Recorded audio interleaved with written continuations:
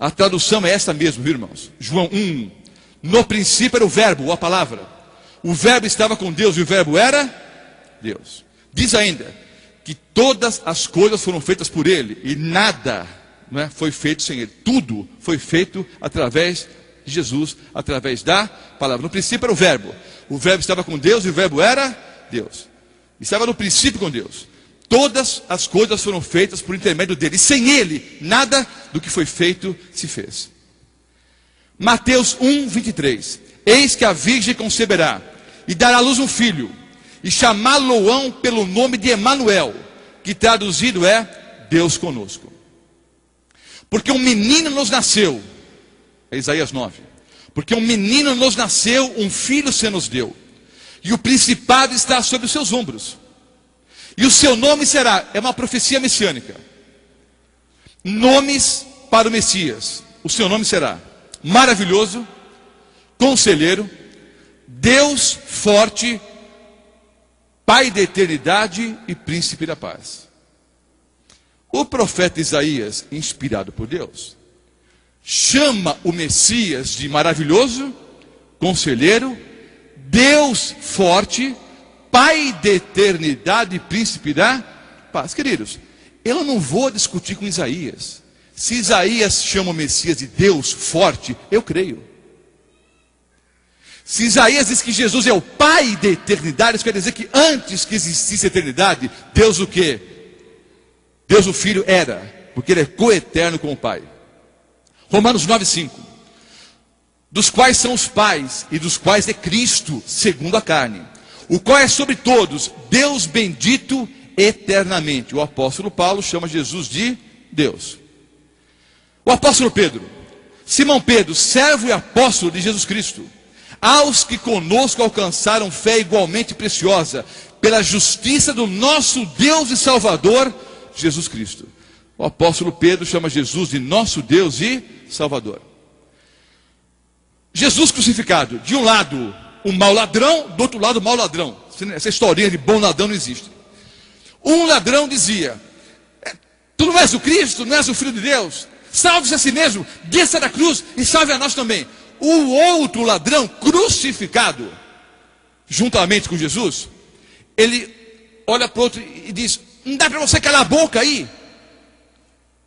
Respondendo, porém, o outro repreendia-o, dizendo: tu ainda nem temes a Deus, ou tu nem ainda temes a Deus, estando na mesma condenação? Não precisa de um português mais claro do que esse. O que o ladrão diz para o outro ladrão? Será que você não teme a Deus, estando na mesma condenação? Então os dois ladrões estavam na mesma condenação de quem? Deus. Vejam a fé desse homem, queridos. Esse homem crucificado olha para Jesus e vê em Jesus o Filho de Deus, o Deus vivo. E crê que aquele ser que está morrendo ali ao seu lado é o que? Deus. Estamos na mesma condenação de Deus. Lucas 23, 40. Quando Cristo ressuscitou, apareceu para os discípulos. Tomé não estava entre eles. 8 dias depois, Cristo apareceu de novo e Tomé estava entre eles. Cristo dirige-se especialmente a Tomé, porque Tomé disse: se eu não puder ver e tocar, não vou acreditar. Aí Jesus dirige-se especialmente a Tomé: Tomé, sou eu mesmo. Olha, pode me tocar, olha aqui, sou eu mesmo. Não sejas incrédulo, sejas um crente. Aí Tomé respondeu e disse: Senhor meu e Deus meu. Eu dirigi uma palestra semelhante a essa, num bairro chamado Peri Alto, zona norte de São Paulo. À saída, uma pessoa de uma outra denominação estava me aguardando para conversar. Ele me disse: olha, esse texto que você usou aí de João 20, 28, para tentar provar a divindade de Jesus, é totalmente furado. Vocês, adventistas do sétimo dia, não sabem interpretar a Bíblia. Eu vou ajudar você. Eu fiquei atento. Então, meu irmão, me ajude, por favor.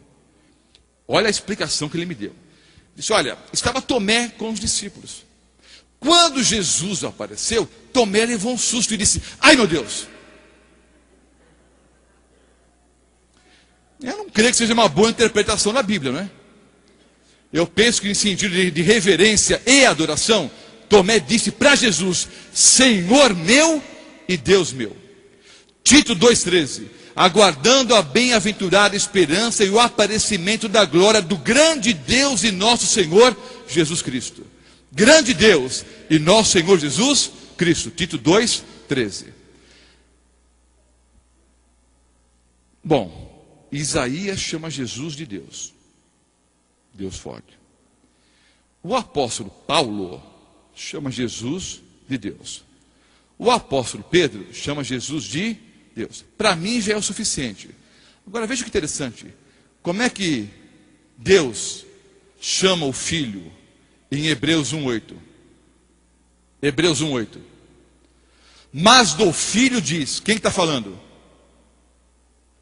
Quem está falando, irmãos? Mas do Filho diz. Deus o Pai está falando.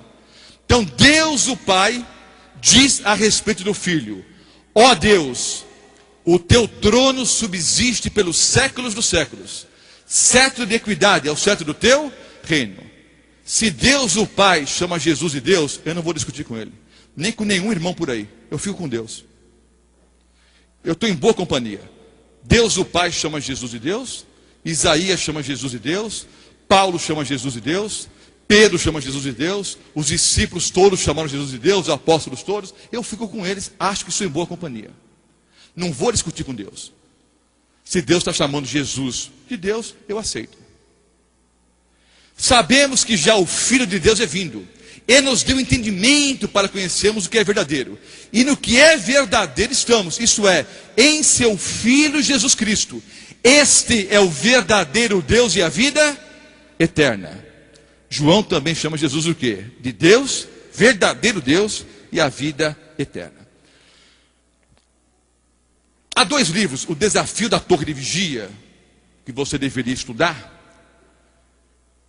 E um outro livro, queridos, Radiografia do Jeovismo. Nesses 2 livros, há uma lista exaustiva de versículos que comparam Jeová com Jesus. Há uma tabelinha com dezenas e dezenas e dezenas de versículos bíblicos. O tempo não permite apresentarmos todos. Vou apresentar apenas alguns. Então o que eu vou mostrar agora? Versículos do Antigo Testamento que se referem a Jeová, e vou mostrar o paralelo no Novo Testamento com Jesus. Os primeiros textos são Zacarias 12:10. Eu vou comparar com João 19:37.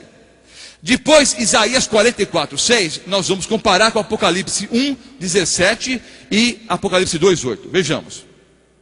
Sobre a casa de Davi, isso aqui é um texto, você vai para o contexto bíblico, é um texto que se refere a Jeová. Sobre a casa de Davi, sobre os habitantes de Jerusalém, derramarei o espírito da graça e de súplicas. Olharão para aquele a quem traspassaram. No contexto, queridos, de Zacarias, o contexto se refere a Jeová. Planteá-lo-ão como quem planteia por unigênito, e chorarão por ele, como se chora amargamente pelo primogênito. Zacarias 12:10. Um texto para Jeová, Novo Testamento. João 19:37. Outra vez diz a Escritura: eles verão aquele a quem traspassaram. A mesma frase usada para Jeová no Antigo Testamento é usada para Jesus no Novo. Assim diz o Senhor, assim diz Jeová, Rei de Israel, o seu Redentor, o Senhor dos Exércitos: eu sou o primeiro e sou o último, além de mim não há Deus. Vejam bem, assim diz o Senhor, Jeová, Rei de Israel, o Senhor dos Exércitos: eu sou o primeiro e eu sou o último, e além de mim não há Deus.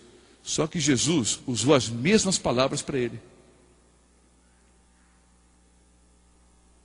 Apocalipse 1:17. Quando vi, João teve a visão de Jesus. Quando vi, caí a seus pés como morto. Porém ele pôs sobre mim a mão direita, dizendo: não temas, eu sou o primeiro e o último. Quem foi que falou, queridos? Foi Jesus. Apocalipse 2:8. Ao anjo da igreja em Esmirna escreve: essas coisas diz o primeiro e o último, que esteve morto e tornou a viver. Jesus diz: eu sou o alfa e o ômega. Alfa é a primeira letra do alfabeto grego, o ômega é a última. Eu sou o alfa e o ômega. Eu sou o primeiro e o último. Eu sou o princípio e o fim. Os mesmos termos usados para Jeová no Antigo Testamento são usados no Novo para Jesus e pelo próprio Cristo, né? Anote os textos. Salmo 23:1. Jeová é o meu pastor. Aí Jesus vem e diz: eu sou o bom pastor. Salmo 27:1. Jeová é a luz. Só que Jesus disse: eu sou a luz, em João 8:12. Salmo 18:2 diz que Jeová é a pedra. Primeira carta do apóstolo Paulo aos Coríntios 10, versículo 4, diz que Jesus é a pedra. Jeremias 10:10 diz que Jeová é o Deus da verdade. E Jesus disse em João 14:6: eu sou a verdade.